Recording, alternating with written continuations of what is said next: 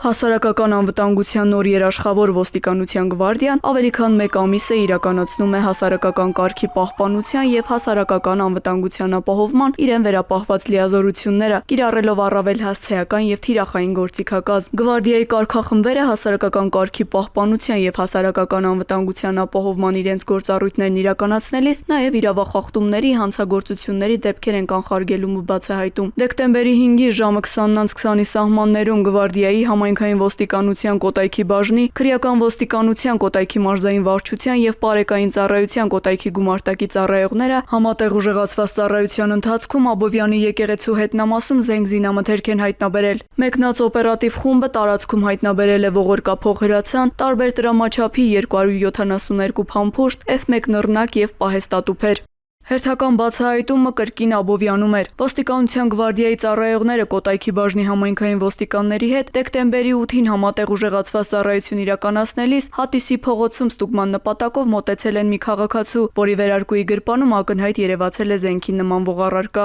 Նա հիմնավոր կասկածանքով ձերբակալվել և տեղափոխվել է Կոտայքի բաժին։ Անձնական խուզարկությամբ Բյուրեղավանի բնակիչ 24-ամյա երիտասարդի մոտ հայտնաբերվել են 7 փամփուշտով լիցքավորված ատրճանակ և 93 փամփուշտ։ Երկու դեպքերով էլ կազմված փաստաթղթերը ներկայացվել են նախաքննական մարմին։